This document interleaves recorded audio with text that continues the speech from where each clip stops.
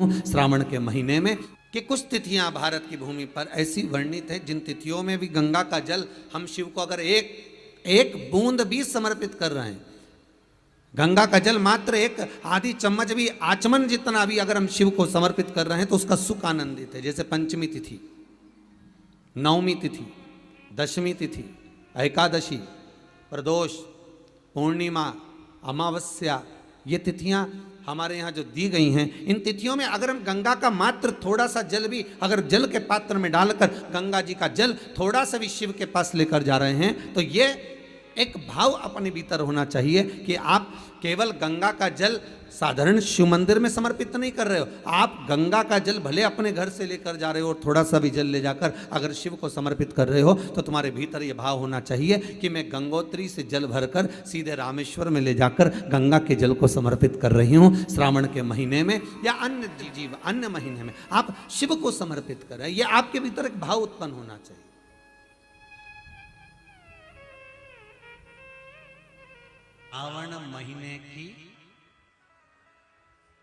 श्रावण महीने की नवमी तिथि, कौन सी तिथि? नवमी, चाहे शुक्ल पक्ष की हो चाहे कृष्ण पक्ष की। 7 दुर्वा, कितनी दुर्वा? 7 दुर्वा अशोक सुंदरी वाली जगह पर चढ़ाकर, शंकर भगवान के ऊपर चढ़ाकर, गणेश जी के चरणारविंद को लगाकर उसको लेकर आना है। हाटकेश्वर महादेव का स्मरण कर। कौन से महादेव? हाटकेश्वर महादेव। उसको लेकर आइए। उदर में, पेट में रोग हो, बीमारी हो, बहुत ज्यादा तकलीफ हो रही हो, शरीर के अंतर्गत एसिडिटी रहती हो या पेट के अंतर्गत कोई ना कोई बीमारी बनी ही रहती हो, उसको भादो के महीने में, कौन से महीने में?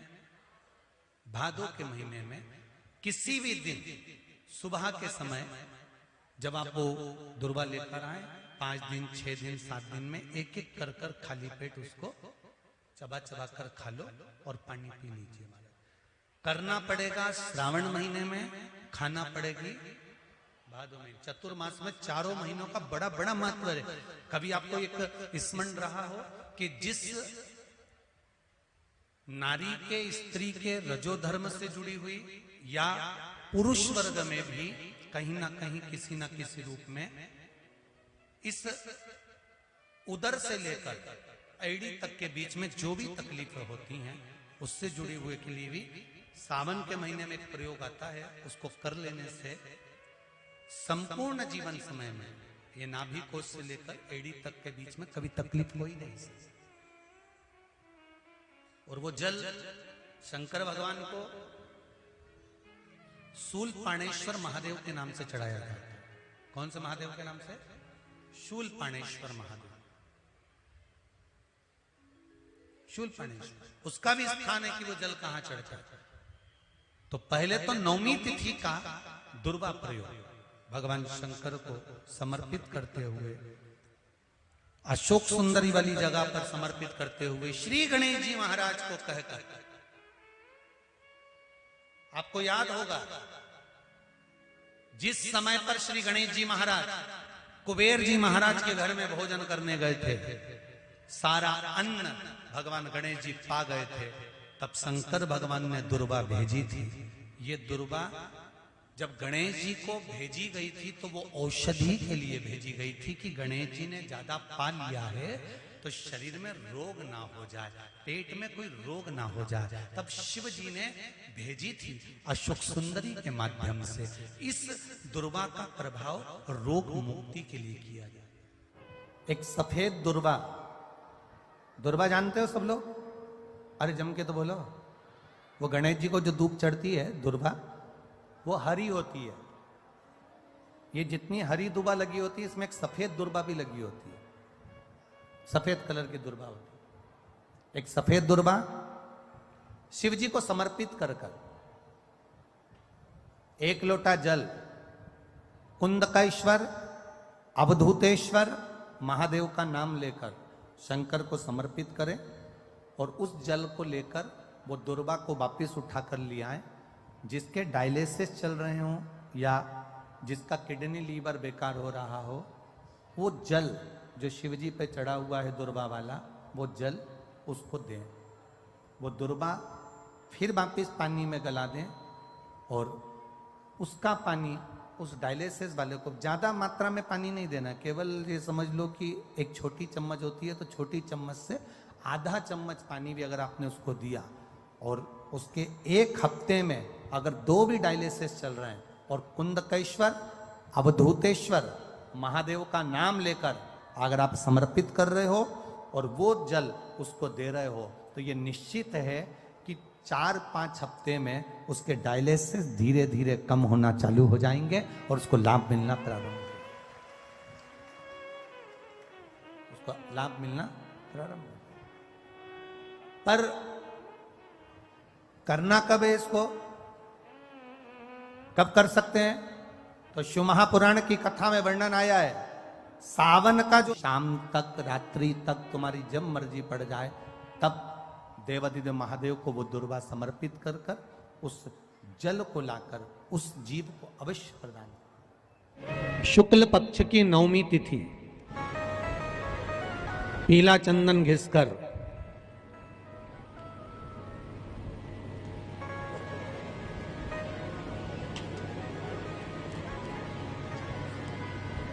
उस चंदन को एक सुंदर पीपल का कोमल पत्ता, कोमल पत्ता मतलब एकदम, एक तो पीपल का होता है कड़ला पत्ता, एकदम कड़क हो जाता है, और एकदम होता है कोमल पत्ता।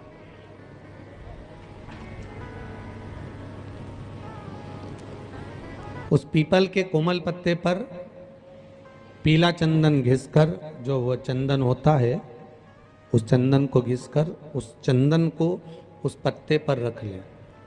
और महाराज उस पत्ते को मध्याह्न के समय पर, जैसे जब सुबह के समय पर सारी पूजन हो जाए, अर्चना हो जाए, भगवान शिव के मंदिरों में जल समर्पित हो जाए, उसके बाद में जब बाबा एकदम आनंद में विराजे हों, तब जहां शिवलिंग रखा होता है,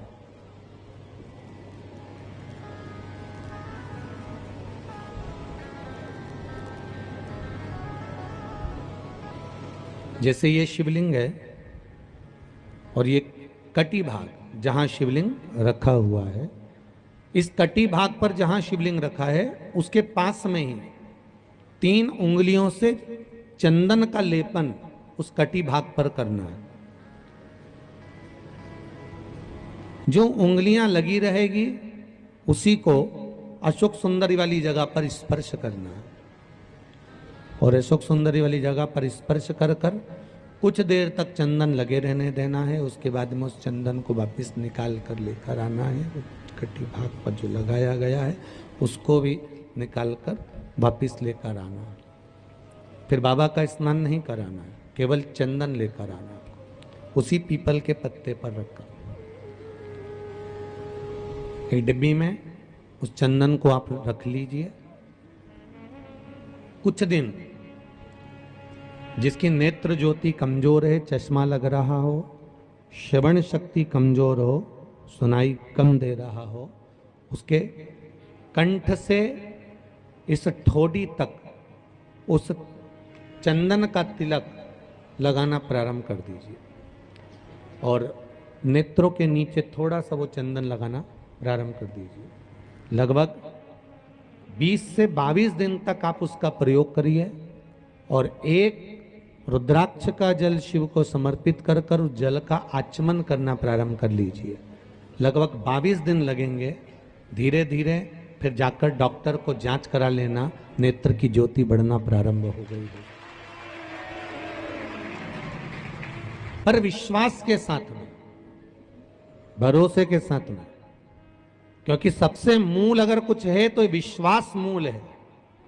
मानो तो मैं गंगा मां हूं और ना मानो तो बहता पानी। अगर आपका विश्वास प्रबल होगा, भरोसा अगर प्रबल होगा, विश्वास अगर प्रबल होगा तो भगवान मिलेगा, और अगर विश्वास नहीं है तो परमात्मा नहीं मिलेगा।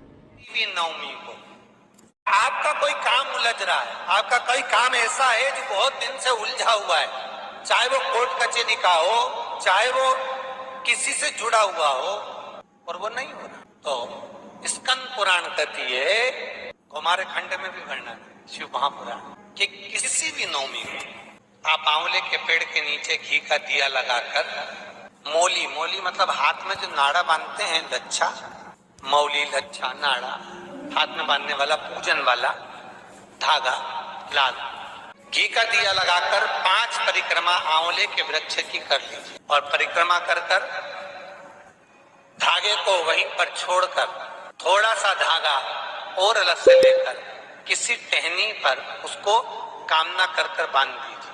महाराज 10वीं तिथि को, नवमी को तो ये करो कि 10वीं को वापिस जाकर आंवले के पेड़ के नीचे घी का दिया लगाइए, और जो धागे की आपने टहनी पर जो धागा बांधा है उसको खोल कर लिए अपने हाथ पर बांधकर उसी धागे को पहनकर अपने काम के लिए निकल जाइए, आपको सफलता प्राप्त हो जाएगी। स्कंद पुराण में आंवले के वृक्ष का बड़ा महत्व है। वृक्ष में जो गोंद लगती है वो ब्राह्मण हत्या का अंश है। पृथ्वी पर जो वृक्ष लगते हैं और वृक्ष में जो गोंद लगती है वो ब्राह्मण हत्या का अंश है। बंजर भूमि ब्राह्मण हत्या का अंश है। इसलिए हमारे यहाँ शास्त्र कहता है, तुम्हारे बहू का अगर जापा होए, बहू की डिलीवरी होए, बहू को संतान होए, तो खूब घी में गोंद तल तल कर खिलाओ। पर जन्माष्टमी, रामनवमी पर भगवान का प्रसाद तैयार करो तो उसमें गोंद मत डालना, क्योंकि उसमें ब्राह्मण हत्या का अंश रहता है। भगवान के प्रसाद में गोंद नहीं आना चाहिए। मेरी जीजियों,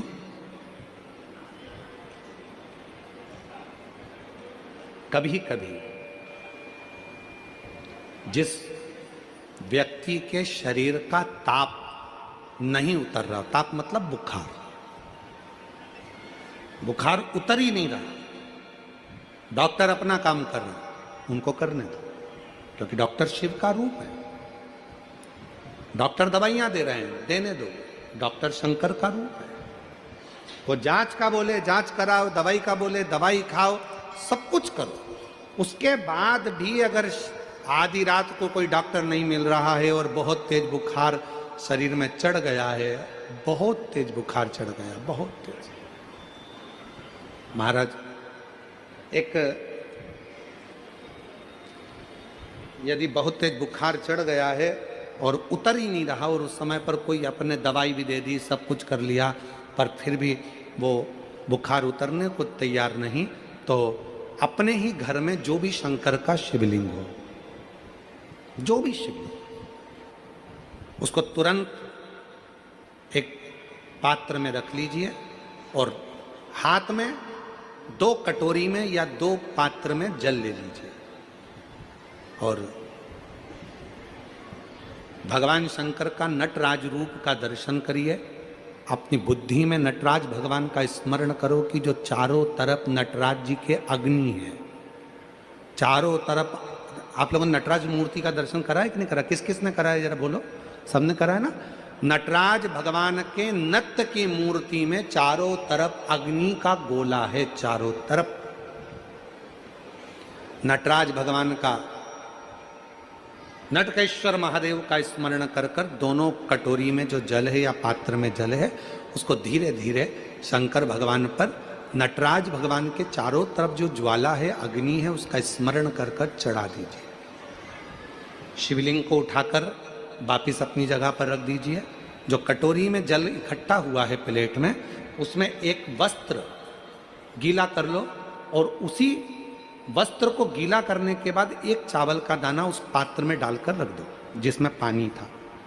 उस वस्त्र को गीला कर कर उस बच्चे के पूरे शरीर पर 3 बार, या जिसको भी बुखार हो, महिला पुरुष, उसके शरीर को 3 बार, आधे घंटे के अंदर 3 बार उसको धीरे धीरे धीरे धीरे नटराज भगवान का स्मरण कर कर, नटकेश्वर महादेव का स्मरण कर कर उसको पोंछ दीजिए।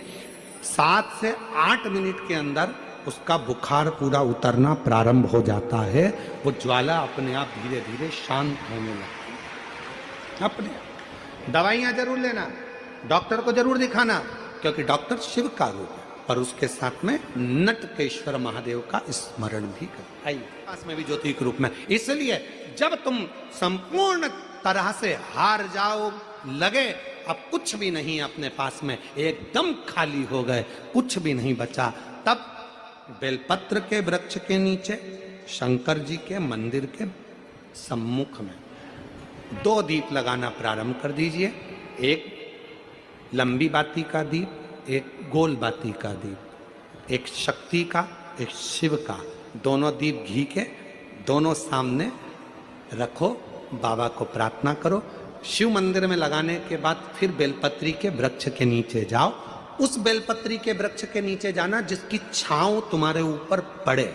पौधा नहीं, पौधे की छांव नहीं आ पाती अपने ऊपर, पौधा छोटा सा रहता है तो उसकी छांव नहीं आती।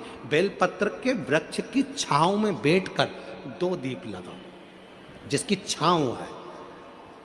2 महीना नियम ले लो, शाम के समय पर दिन भर मेहनत करूंगा, परिश्रम करूंगा, अपने व्यापार को बढ़ाऊंगा, कर्म करूंगा, मेहनत करूंगा, और शाम को प्रदोष काल में मेरे घर का कोई भी व्यक्ति जाएगा, शिव मंदिर में 2 दीप और बेलपत्र के वृक्ष के नीचे 2 दीप लगाएगा।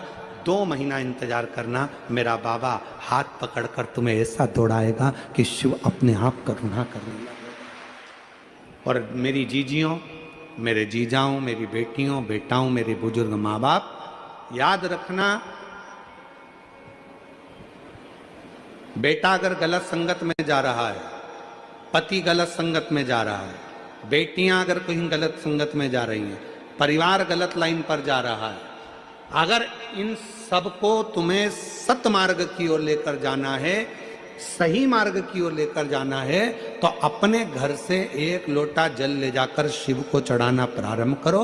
वहां से थोड़ा सा जल लाकर जितने भी घर के सदस्य हैं उनको आचमन कराना, पिलाना चालू करो। वो ना पिए तो एक जग के अंदर पानी में थोड़ा डाल दो और सबको वो पानी पिलाना प्रारंभ करो, या अपने घर के दरवाजे पर उस जल को छींटना प्रारंभ करो, या अपने घर के दरवाजे पर श्री शिवाय नमस्तुभ्यम एक चिपका दीजिए, लगा दीजिए, लिख दीजिए, जिसके नीचे से ये बार बार निकलेंगे तो निश्चित है हमारे घर में कभी कोई बुरी सोच, गलत विचार या गलत मार्ग कोई नहीं पकड़ेगा। एक ना एक दिन सतमार्ग जरूर सामने आएगा, एक ना एक दिन सतमार्ग आएगा। बस थोड़ा सा प्रयास, थोड़ा सा बल। शंकर भगवान का 1 लोटा जल सारी समस्या का हल।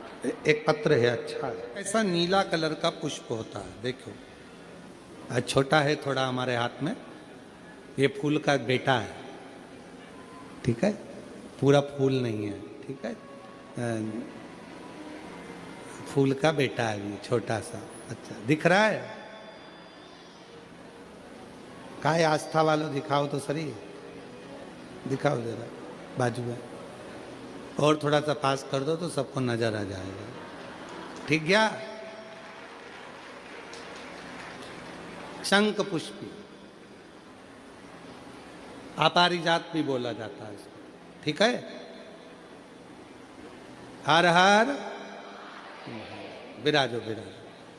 तो एक पुष्प अपन कहते हैं, हमारे भगवान देवादिदेव महादेव को, भगवान शंकर को बड़ा प्रिय है ये पुष्प। अब किसी से पूछा जाए, आप कह रहे हो कि शंकर भगवान को ये नीला फूल, ये शंख पुष्पी भगवान शिव को इतनी प्रिय क्यों है, भगवान शंकर को इतनी प्रियता क्यों है, कोई से पूछे तो वो बताए चाहे ना बताए, पर शिव महापुराण का संवाद कर रहा है। कंठ में स्वयं मां जगत जननी ने 10 विद्या में से एक मां को याद किया, और मां तारा का एक स्वरूप मां सरस्वती के रूप में विराजमान हो गया।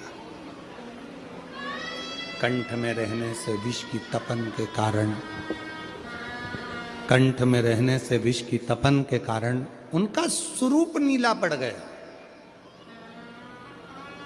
और जब उनका स्वरूप नीला पड़ गया तो भगवान देवाधिदेव महादेव ने कहा, सुनो पार्वती, संसार के लोग, भूमंडल में रहने वाला यदि कोई भी मानव जिसकी विवेकता, बुद्धि, विचार, सोच, ज्ञान थोड़ा सा भी अगर उसमें कम है तो वो नील सरस्वती का यदि आवाहन करे, मां नील सरस्वती स्तोत्र का पाठ करे, मां नील सरस्वती की स्मरण करे, तो उसकी विवेक, उसकी बुद्धि तीव्र होती है, श्रेष्ठ होती है। और सुनो पार्वती, यदि मान लो कोई नील सरस्वती का स्तोत्र का पाठ नहीं कर पाए, आराधना नहीं कर पाए, साधना नहीं कर पाए, स्मरण ना कर पाए, अगर कोई बच्चा एक शंख पुष्पी पुष्प को समर्पित कर कर जलाधारी पर और एक लोटा जल यदि वो समर्पित करता है और उस जल का आचमन कोई बच्चा नित्य प्रति करता है, तो वो बच्चा धीरे धीरे विद्वत्ता धारण करता ही जाता है। जो याद करता है वो भूलता नहीं। ये मां नील सरस्वती की कथा है। दो सरस्वती का दर्शन आपको और हमको होता है, दो सरस्वती का स्मरण आप और हम करते हैं। एक सरस्वती जो स्वयं श्वेत वस्त्र धारण करी है, हंस पर बैठी हैं और बड़े आनंद के साथ में मां सरस्वती का सुंदर स्वरूप है। पर एक सरस्वती ऐसी हैं जो नीला उनका स्वरूप है और नील सरस्वती के रूप में उनकी पूजन होती है। मां नील सरस्वती। महाराज,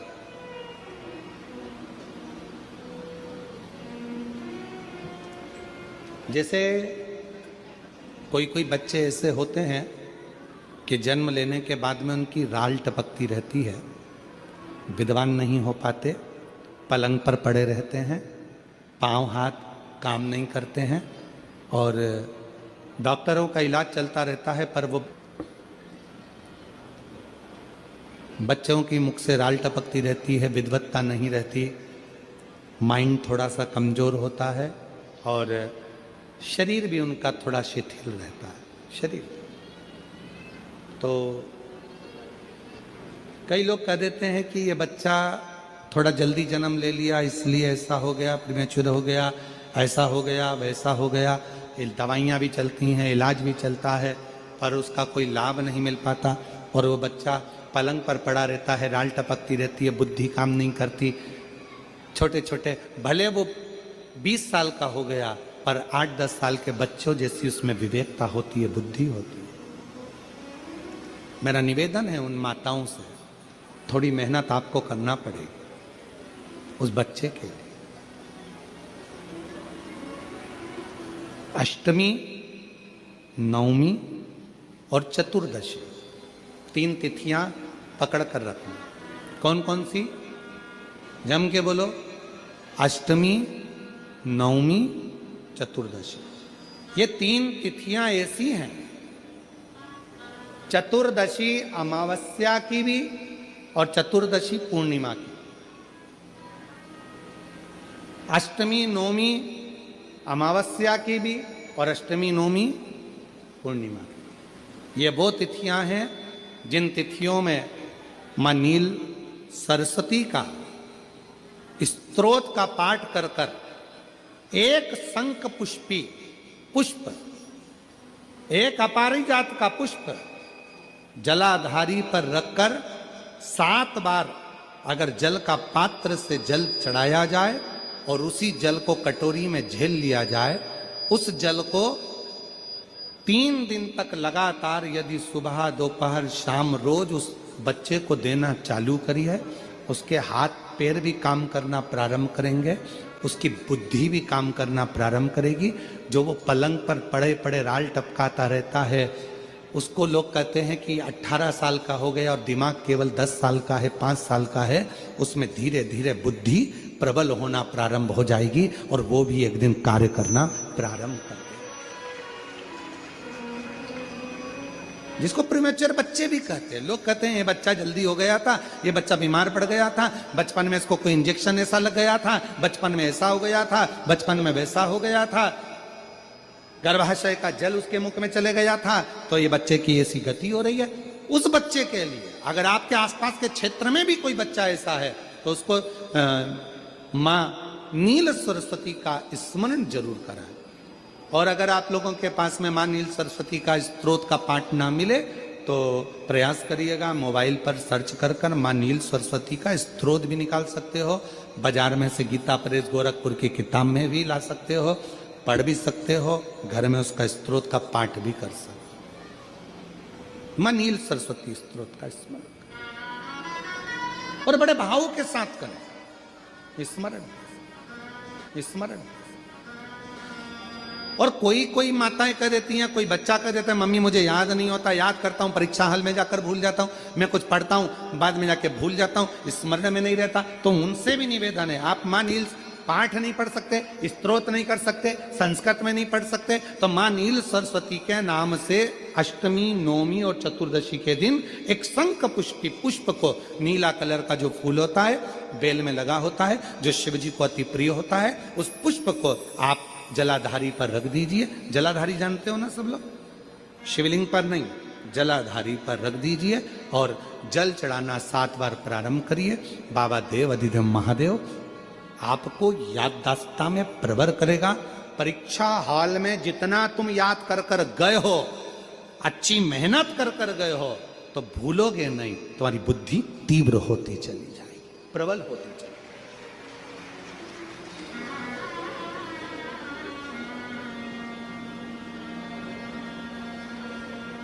आजकल